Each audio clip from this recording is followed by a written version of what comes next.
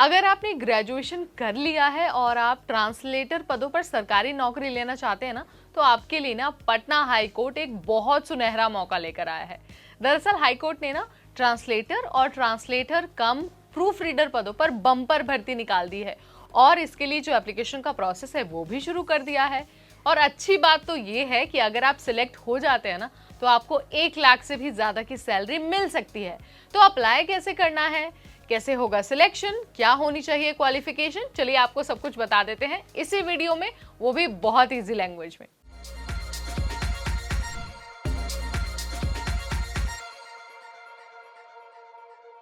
Hi everybody, मैं हूं आपकी होस्ट नेहा उपाध्याय और सरकारी नौकरी से रिलेटेड एक और वीडियो लेकर आपके सामने आ गई हूं।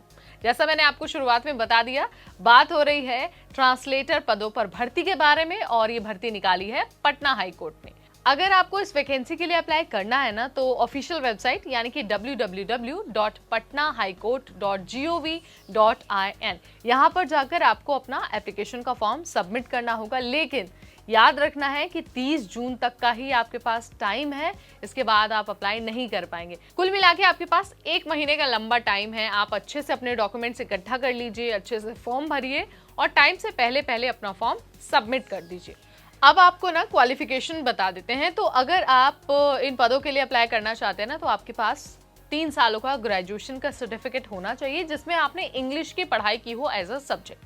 इसके अलावा कंप्यूटर की नॉलेज होना भी आपको बहुत जरूरी है और प्रेफरेंस उन कैंडिडेट्स को दी जाएगी ज्यादा जिनके पास लॉ की डिग्री होगी। ठीक है, सो ये जो है ये क्वालिफिकेशन है। आप इसकी डिटेल ना नोटिफिकेशन में चेक कर सकते हैं, वहां पर सब कुछ लिखा हुआ है। ठीक, लेकिन आपको ये भी ध्यान रखना है कि आपको एज लिमिट भी कंप्लीट करना है। भले ही आपके पास क्वालिफिकेशन सारी हो एजुकेशनल, लेकिन एज लिमिट आपको बहुत अच्छे से ध्यान रखना है। सो अगर एज लिमिट की बात हो तो जो जनरल कैटेगरी है उनके लिए मिनिमम एज 18 साल और मैक्सिमम एज 37 ईयर्स रखी गई है। इससे कम या फिर इससे ज्यादा अगर आपकी उम्र होती है तो आप अप्लाई नहीं कर पाएंगे, इस बात का आपको ध्यान रखना है।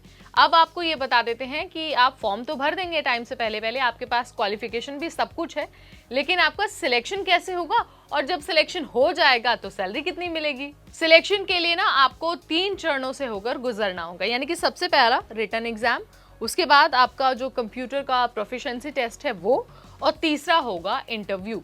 तीनों सेक्शंस को आपको बहुत अच्छे से सफलतापूर्वक कंप्लीट करना होगा, तभी आपको ट्रांसलेटर और ट्रांसलेटर कम प्रूफ रीडर पदों पर भर्ती दी जाएगी। अब आपको इस भर्ती की सबसे इंपॉर्टेंट बात बता देते हैं, यानी कि सैलरी के बारे में।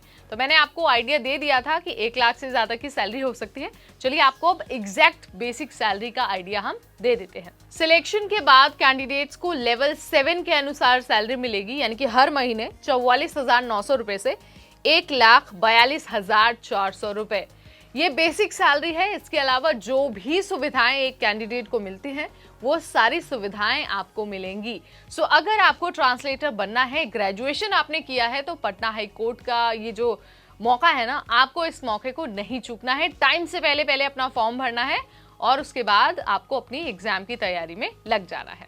फिलहाल इस वीडियो में इतना ही। अगर आपको इस भर्ती से संबंधित कोई भी समस्या आती है, कोई सवाल आपके मन में आता है, तो आप 2 काम कर सकते हैं। एक तो सबसे पहले जो इसेंशियल काम है यानी कि नोटिफिकेशन, वो तो आपको पढ़ना ही है।